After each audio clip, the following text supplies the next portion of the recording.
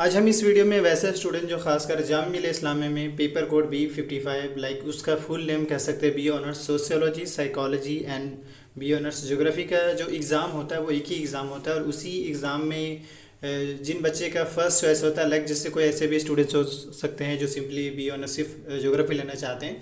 तो जब वो फॉर्म फिल कर रहे होते हैं तो उनको चॉइसेस अडॉप्ट करना होता है। लेकिन इंपॉर्टेंट यहाँ पे ये है और असल में ये वीडियो इस टॉपिक पे है कि आप इस कोर्स में यानी कि B honours geography sociology psychology का एंट्रेंस एग्ज़ाम कैसे क्वालिफाई करें, खासकर जामिया मिल्लिया इस्लामिया। एक बात मैंने पहले ही ऐड कर दूं कि जो आपका बी ऑनर्स सोशियोलॉजी और बी ऑनर्स साइकोलॉजी ये जो आपको दिख रहा है पेपर कोड B55 यहाँ भी दिख रहा है, B55 यहाँ भी दिख रहा है। एंड इसके साथ साथ आगे भी थोड़ा नीचे दिखा दूँ आपको क्योंकि इस सेम गाइड में ये भी चीज़ें मेंशन है डिपार्टमेंट ऑफ ज्योग्राफी में। एक second. And department of geography में भी आपको ये दिख जाएगा BSc ज्योग्राफी। एंड ये इंपॉर्टेंट क्या है कि इनका एक ही एग्ज़ाम होता है लेकिन सिलेबस सबके लिए कॉमन ही है, सेम है। अब हम बात कर लेते हैं कि इसमें आपको कैसे प्रिपरेशन करना है, उसके बारे में डिटेल में बताया जाएगा। सोर्सेज के बारे में, क्या वहाँ पे एलिजिबिलिटी क्राइटेरिया है, कैसे आपको एंट्रेंस के एग्ज़ाम की प्रिपरेशन करना है, सोर्सेज के बारे में, इन सभी टॉपिक्स पे डिटेल में बात करा जाएगा। हम सबसे पहले आ जाए, देखिए यहाँ पे अगर बी ऑनर्स ज्योग्राफी की अगर बात कर ले यहाँ पे खासकर जामिया में, तो टोटल जो सीट्स है वो अगर गाइड के अकॉर्डिंग देख बात करें तो 60 सीट्स है और आपको पेमेंट ईयरली 7,800 आपको पेमेंट करना पड़ता है। अभी हम फिलहाल पेपर के बारे में बात कर ले, फिर उसके बाद हम आपके आगे भी, क्योंकि ये बेसिक चीज़ें हालांकि आपको जानना चाहिए, मैं इसलिए मैं आपको बता रहा हूँ। लेकिन अब हम इससे आगे अगला जो पेपर है दैट इज़ बी ऑनर्स, क्योंकि कुछ कैंडिडेट ऐसे भी होते हैं जो साइकोलॉजी भी चाहते हैं। तो बी ऑनर्स साइकोलॉजी में जो सीट्स है वो टोटल 42 सीट्स है और यहाँ पे उनका जो फ़ी है वो 8,000 है अगर आपका इनकेस अगर चॉइस है बी ऑनर्स साइकोलॉजी का। लेकिन याद रहे आपका एग्ज़ाम एक ही होगा और उसी एग्ज़ाम में आपके चॉइसेस होंगे। लाइक फर्स्ट चॉइस पे आपका साइकोलॉजी हो सकता है, सेकंड पे सोशियोलॉजी एंड थर्ड पे ज्योग्राफी। आपके मार्क्स ही डिसाइड करेंगे कि आपको साइकोलॉजी लेना है या सोशियोलॉजी लेना है, क्योंकि उसका हर कोर्सेज का कट ऑफ अलग अलग निकलता है। तो अगर बी ऑनर्स सोशियोलॉजी की बात कर ले तो 42 सीट्स है और इसमें अगर हम बात कर ले तो जो पेमेंट है ईयरली पेमेंट है वो 7,200 है। तो ये कुछ बेसिक इन्फॉर्मेशन हुआ आपको B honours sociology psychology and geography के बारे में। आगे हम इसी कोर्स में यानी कि B honours geography sociology psychology में जो रिजर्वेशन का क्राइटेरिया है जामिया में, हालांकि जितने भी सेंट्रल यूनिवर्सिटी है सारे यूनिवर्सिटी में रिजर्वेशन का क्राइटेरिया मिनिस्ट्री की ओर से फुलफिल किया जाता है। तो इस तरीके से जामिया में भी रिजर्वेशन का क्राइटेरिया इंपॉर्टेंट ये है कि यहाँ पे जो रिजर्वेशन का क्राइटेरिया वो थोड़ा सा अलग है अदर यूनिवर्सिटी के कंपैरिजन में। यहाँ पे जो है 30% सीट जो है वो मुस्लिम स्टूडेंट्स के लिए रिजर्व है और 10% जो सीट्स है वो मुस्लिम में जो गर्ल्स है उनके लिए, और अगेन जो 10% जो रिजर्व है अगर आप चाहें तो इसको पढ़ भी सकते हैं। मुस्लिम में जो ओबीसी कैंडिडेट उनका, यानी अगर देखा जाए तो 50% सीट्स जो है मुस्लिम कैंडिडेट के लिए यहाँ पे रिजर्व है। बाकी के जो 50% जो है बचे हुए सीट्स वो जो है जनरल कैटेगरी के स्टूडेंट्स के लिए रिजर्वेशन या अपार्ट फ्रॉम जनरल कह सकते हैं, बट मुस्लिम के लिए यहाँ पे ओनली 50% रिजर्व है। ये थोड़ा कन्फ्यूजन था, बहुत सारे स्टूडेंट्स मैंने क्लियर कर दिया। अब आगे हम बात करते हैं कि आगे भी रिजर्वेशन है, जैसे कुछ जिस कैंडिडेट के अंदर डिसेबिलिटी जो उनको 5% का यहाँ पे रिजर्वेशन मिलता है।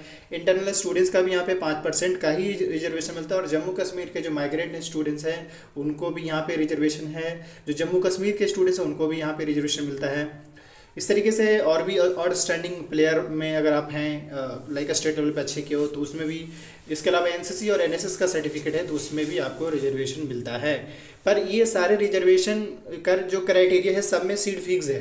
ऐसा नहीं है कि जो जनरल का अगर मान ले 30 सीट है तो 30 में से रिजर्वेशन वालों को डाल दिया जाएगा, ऐसा नहीं। सारे का सीट फिक्स है और उसी के अकॉर्डिंगली जो जब लिस्ट बनते हैं रिजल्ट तो उसी हिसाब से पब्लिश भी होते हैं। तो ये तो मैंने रिजर्वेशन का क्राइटेरिया बता दिया। आगे हम एग्ज़ाम के पैटर्न के बारे में बात करेंगे। इससे पहले मैं आपको एग्ज़ाम पैटर्न के बारे में ना बल्कि आपको एलिजिबिलिटी क्राइटेरिया के बारे में बता दूं ताकि आप क्लियर हो जाए, फिर एग्ज़ाम पैटर्न के बारे में भी बात करेंगे। देखिए हमने पहले ही कह रखा है, एक बात रिमाइंड कर दें कि जामिया जो है आपका जो बी ऑनर्स सोशियोलॉजी साइकोलॉजी और ज्योग्राफी है उसको B55 के नाम से जानता है। मतलब जब आप फॉर्म फिल कर रहे होंगे तो उस टाइम आपको B55 पेपर कोड सेलेक्ट करना होगा और साथ में लिखा भी रहेगा पेपर का नाम, बट आपको B55 सेलेक्ट करना होगा जब आप एप्लीकेशन फॉर्म फिल करेंगे। लेकिन सवाल यहाँ पे ज़रूर होगा कि भाई इसमें एलिजिबिलिटी क्राइटेरिया क्या है। आपने जिस भी सेक्टर से जिस भी ब्रांच से कह लीजिए आपने 12th करा है, एटलीस्ट उसमें आपका 50% होना चाहिए।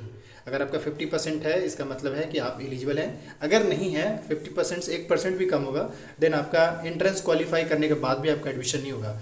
तो चाहे वो सोशियोलॉजी का बात कर ले या साइकोलॉजी का या ज्योग्राफी का, सभी के लिए जो एलिजिबिलिटी क्राइटेरिया वो कॉमन है आपके 12th में, चाहे वो साइंस से हो या आर्ट्स बैकग्राउंड से हो। आगे हम बात करते हैं एग्जाम पैटर्न पे। अगर आप ऑफिशियल वेबसाइट से जाकर डाउनलोड करेंगे तो यहाँ पे देखिए पेपर कोड्स आप समझ रहे होंगे, लेकिन आप थोड़ा सा शायद यहाँ पे कंफ्यूज होंगे, भाई बी ऑनर्स सोशियोलॉजी का सिलेबस यहाँ पे दिखा रहा है। हालांकि ये सोशियोलॉजी जरूर दिखा रहा है आपको, लेकिन इसके पेपर एक ही होते हैं। पेपर एक ही होने का मतलब यह है कि सोशियोलॉजी, साइकोलॉजी और ज्योग्राफी का एक पेपर होता है, और उसी पेपर में जो क्वेश्चन का जो पैटर्न, चाहे वो सोशियोलॉजी की बात कर लो या साइकोलॉजी या ज्योग्राफी का, सबके लिए कॉमन ही होता है। इंपॉर्टेंट ये है कि आपका एमसीक्यू 100 रहेंगे, 100 एमसीक्यू रहेंगे। आपको पेपर सोल्व करने के लिए 90 मिनट्स का टाइम मिलेगा, उसमें नेगेटिव मार्किंग भी रहेंगे। और उसके अलावा एमसीक्यू जो रहेगा वो किस किस सेक्टर से रहेगा। लैंग्वेज स्किल यानी इंग्लिश से 20 मार्क्स, जनरल अवेयरनेस से 40 मार्क्स और रीजनिंग से 20 मार्क्स पूछे जाते हैं, एवं सोशल अवेयरनेस से 20 मार्क्स को क्वेश्चन पूछे जाते हैं। तो ये अगर देखा जाए तो 4 सेक्टर बन रहा है, एक तो इंग्लिश का, दूसरा रीजनिंग का, तीसरा जनरल अवेयरनेस और सोशल अवेयरनेस, बल्कि एक ही टॉपिक के अंदर आ जाता है, लेकिन ये कि इसके सोर्सेस ज़्यादा हैं, बड़ा फील्ड बड़ा है। पर सवाल यहाँ पे होगा कि इसकी प्रिपरेशन कैसे करें। सबसे पहला मेरा जेन्युइन सजेशन रहेगा, एक तो ये कि क्वेश्चन पेपर जो है लास्ट के 2-3 सालों का उठा ले, उसको बार बार लर्न करने की कोशिश करिए, बार बार समझने की कोशिश करिए कि आखिर ये किस पैटर्न को फॉलो कर रहा है, इसका लेवल क्या है, स्टैंडर्ड क्या है क्वेश्चन पेपर का। क्योंकि अगर आपके पास थोड़ा बहुत भी नॉलेज होगा, थोड़ा सा भी बैकग्राउंड होगा, तो आपको श्योरली समझ में आ जाएगा कि हाँ भाई इसका लेवल क्या है क्वेश्चन पेपर का। तो एक तो वहाँ से लर्न करने की कोशिश करिए पहला। दूसरा, ये सिलेबस का डायरेक्ट टॉपिक मिल रहा है आपको, ये सेपरेट टॉपिक मिल नहीं रहा है, डायरेक्ट आपको लैंग्वेज स्किल पे मजबूत करना है, जनरल अवेयरनेस पे करना है, रीजनिंग पे करना है, सोशल अवेयरनेस पे करना है। यहाँ इन्होंने कोई खास टॉपिक मेंशन कर रखा नहीं कि हाँ भाई सोशल अवेयरनेस में भी क्या पढ़ना है क्या नहीं पढ़ना है। लेकिन क्या पढ़ना है क्या नहीं पढ़ना है उसके लिए आपको ज़रूरी है कि आप सिलेबस को ना ध्यान देकर, बल्कि आप क्वेश्चन पेपर पे ध्यान रखें, क्वेश्चन पेपर को समझने की कोशिश करें कि भाई उसका वो क्या है, आखिर कैसे क्वेश्चन का लेवल क्या है। तो उसके लिए मैं सजेस्ट करूँगा, सबसे पहले लूसेंट का बुक आता है, A4 साइज का होता है, वो बुक खरीद ले, जीके का आता है, उसको परचेस कर ले। उसमें जो ये जो जनरल अवेयरनेस और सोशल अवेयरनेस का बहुत सारा पार्ट जो है आपको इसमें मिल जाएगा। इसके अलावा जिससे करंट अफेयर से पूछा जाता है, इसके अलावा जो उसमें लूसेंट में ही जो मिसलेनियस पार्ट है उसका बहुत हेल्प करेगा यहाँ पे। लेकिन इसके साथ साथ कुछ आपके इकोनॉमी पे भी पकड़ होना चाहिए, क्योंकि इकोनॉमिक से भी क्वेश्चन पूछे जाते हैं। और हालांकि वो इकोनॉमी का जो स्टैंडर्ड होता है वो 11-12 होता है, ना कि 9-10 होता है, क्योंकि 9-10 में कुछ खास रखा नहीं है। तो इकोनॉमी से भी क्वेश्चन कुछ पूछा जाता है, क्योंकि अगर आप क्वेश्चन पेपर उठाएंगे तो आपको खुद ही आइडिया लग जाएगा। जैसे इन्फ्लेशन डिफ्लेशन के बारे में पूछता है, और भी चीज़ें कुछ डेप्थ में पूछ लेता है। तो ये हो गया। बाकी ये जो जनरल अवेयरनेस सोशल अवेयरनेस का जहाँ तक सीन है, तो इसमें ज्योग्राफी का पार्ट है, तो ज्योग्राफी से कुछ सवाल ज़्यादा पूछे जाएंगे, कुछ सोशियोलॉजी साइकोलॉजी का भी कुछ सवाल पूछे जाएंगे। लेकिन हालांकि सेक्टर यही सोशल अवेयरनेस और जनरल अवेयरनेस का ही रहेगा, कुछ करंट अफेयर भी रहेगा। लेकिन करंट अफेयर के यहाँ पे सवाल जरूर होगा कि भाई करंट अफेयर को कितना तैयार करें, कहाँ से करें।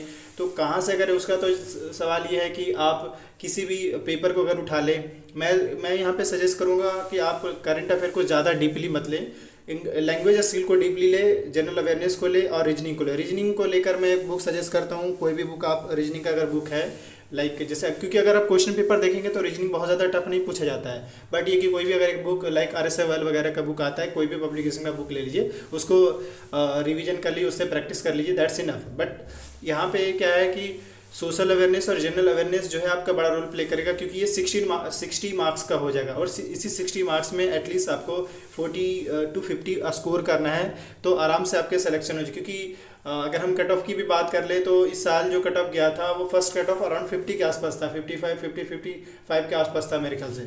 तो वो भी सीन है। खैर, कट ऑफ एनालिसिस पे एक वीडियोज आ जाएगी, उस पर बिल्कुल मत घबराएं। लेकिन सवाल ये होना चाहिए आपका कि आपका फर्स्ट ही लिस्ट में नाम आए, क्योंकि जैसे आज के टाइम में ये हो रहा है कि जिस कैंडिडेट का फर्स्ट लिस्ट में नाम आता है वो एडमिशन ले लिए होते हैं। तो इसलिए मैं यहाँ पे सजेस्ट करूँगा 2-3 चीज़ें। एक तो ये कि जो सोर्सेज बताए, एक लूसेंट का बुक ले लीजिए GK GS के लिए, रीजनिंग के लिए कोई ये RSFL का आता है, इंग्लिश के लिए SP बख्शी का, अगर आप मैक्सिमम SP बख्शी बहुत हैवी बुक हो जाता है, कह सकते हैं, बट उसको अगर आप चाहें तो फॉलो कर सकते, वरना कोई भी एक ग्रामर का बुक, क्योंकि आजकल ग्रामर के पोर्शन से पूछे जा रहे हैं, जैसे कि antonym synonym one word substitution तो है ही, बट इसके साथ साथ कुछ लाइक मॉडल्स हो गए, एडजेक्टिव हो गए, वर्ब हो गए, नरेशन हो गए, डिग्री हो गया, ये सब से भी आजकल क्वेश्चन पूछे जा रहे हैं। इसके अलावा यही कुछ बेसिक है, बाकी आप देख लीजिएगा क्वेश्चन पेपर तो आपको आइडिया लग जाएगा। लेकिन ये कुछ ऐसे सोर्सेज है जिसपे आपको पकड़ बनाना होगा। हालांकि आपका जो इंग्लिश है बहुत बड़ा रोल प्ले करेगा, एंड एट द एंड में आपको क्वेश्चन पेपर को मल्टीपल टाइम रिवाइज करना है, समझना है कि हाँ भाई पूछ क्या रहा है। देखिए अब हम बात कर ले दो चीज़ें, एक तो एप्लीकेशन फॉर्म के बारे में, दूसरा एंट्रेंस एग्जाम के बारे में। एप्लीकेशन फॉर्म की बात कर ले तो मोस्ट प्रोबेबली आपके मार्च के आसपास आ सकते हैं।